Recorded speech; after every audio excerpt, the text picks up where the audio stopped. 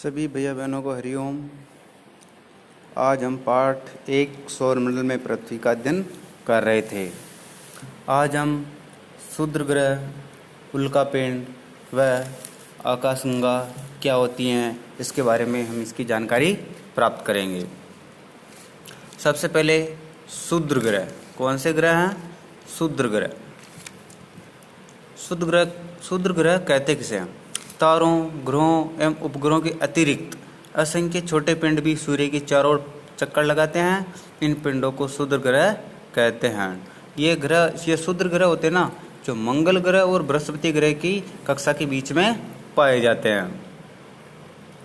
वैज्ञानिकों के अनुसार क्षुद्र ग्रह के ही भाग होते हैं, यानी ये क्षुद्र ग्रह होते हैं जो ग्रहों के भाग थे, जो कि बहुत वर्ष पहले विस्फोट के बाद ग्रहों से टूटकर अलग हो गए हैं। यानी क्षुद्र ग्रह यानी ग्रहों से छोटे होते हैं, टुकड़े होते हैं, लेकिन वो क्या प्राचीन काल में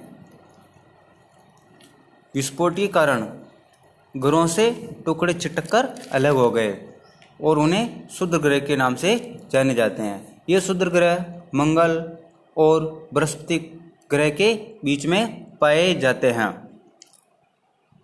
आगे और हम देखें तो उल्कापिंड क्या होते हैं? सूर्य की चारों ओर चक्कर लगाने वाले पत्थर के छोटे छोटे टुकड़ों को उल्कापिंड कहते हैं। ये उल्कापिंड होते हैं ना, जिस तरह ग्रह सूर्य के चारों ओर चक्कर लगाते हैं, 8 ग्रह होते हैं, उसी तरह उल्कापिंड भी सूर्य की चारों ओर पत्थरों के टुकड़े होते हैं जो सूर्य की चारों ओर चक्कर लगाते हैं। उन्हें उल्कापिंड के नाम से जाना जाता है। कभी कभी ये उल्कापिंड पृथ्वी के इतने नज़दीक आ जाते हैं कि इनकी प्रवृत्ति पृथ्वी पर गिरने की होती है। इस प्रक्रिया के दौरान जब वो उल्कापिंड पृथ्वी की ओर आ रहे होते हैं तो वो घर्षण के कारण वायुमंडल में जलने लग जाते हैं। जलने के कारण वो नष्ट हो जाते हैं। लेकिन कभी कभी वो अंतरिक्ष में वायु के संपर्क में आने पर पूरे नहीं जलते हैं, तो पृथ्वी पर गिर जाते हैं और धरातल पर गड्ढे बन जाते हैं। आकाशगंगा किसे कहते हैं? लाखों तारों के समूह को आकाशगंगा कहा जाता है। हमारा सौरमंडल इस आकाशगंगा का एक भाग है। प्राचीन भारत में इसकी कल्पना आकाश में प्रकाश की एक बहती नदी से की गई थी। इस प्रकार इसका नाम आकाशगंगा पड़ा था। आकाशगंगा करोड़ों तारों, बादलों और गैसों की एक प्रणाली है।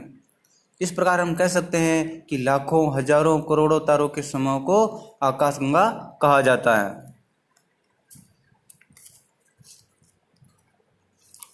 आकाशगंगाएं मिलकर ब्रह्मांड का निर्माण करती हैं। ब्रह्मांड की विशालता की कल्पना करना अत्यधिक कठिन है, क्योंकि ब्रह्मांड कितना बड़ा है कुछ कहा नहीं जा सकता है। इसका मापन भी नहीं किया जा सकता है। वैज्ञानिक अभी भी इसके बारे में अधिक से अधिक जानकारी एकत्र करने में जुटे हुए हैं, लेकिन अभी तक वैज्ञानिकों के हाथ में कोई जानकारी प्राप्त नहीं हुई है। लेकिन फिर भी हम जानते हैं कि हम सभी इस ब्रह्मांड का हिस्सा हैं। आगे हम नोट्स के द्वारा अध्ययन करेंगे। क्षुद्र ग्रह तारों, ग्रहों एवं उपग्रहों के अलावा असंख्य छोटे पिंड सूर्य के चारों ओर चक्कर लगाते हैं। इन पिंडों को क्षुद्र ग्रह के नाम से जाना जाता है। जो छोटे छोटे पिंड होते हैं जो सूर्य के चारों ओर परिक्रमा करते हैं, उसे क्या कहते हैं? क्षुद्र ग्रह के नाम से जाना जाता है। यह क्षुद्र ग्रह बृहस्पति और मंगल ग्रह के बीच में पाए जाते हैं।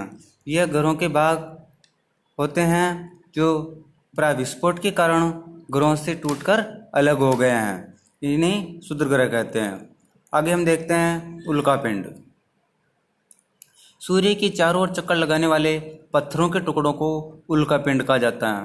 देखो, उल्कापिंड किसके चक्कर लगाते हैं? सूर्य के चारों। जिस तरह ग्रह भी सूर्य के चक्कर लगाते हैं, लेकिन उल्कापिंड जो पत्थरों के जो टुकड़े होते हैं वो सूर्य के चारों ओर चक्कर लगाते हैं, उनको उल्कापिंड कहते हैं। इनका हवा के साथ घर्षण होने पर ये जल जाते हैं।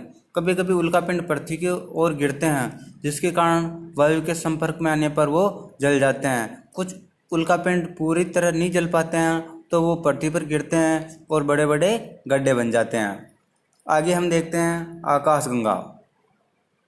लाखों तारों के समूह को आकाशगंगा कहा जाता है। आकाश में चमकदार रास्ता आकाशगंगा होती हैं। जो हम पृथ्वी से देखते हैं, जो तारों का समूह दिखाई देता है वही आकाशगंगा है। लाखों आकाशगंगाएं मिलकर ब्रह्मांड का निर्माण करती हैं। लाखों आकाशगंगाएं मिलकर किसका निर्माण करेगी?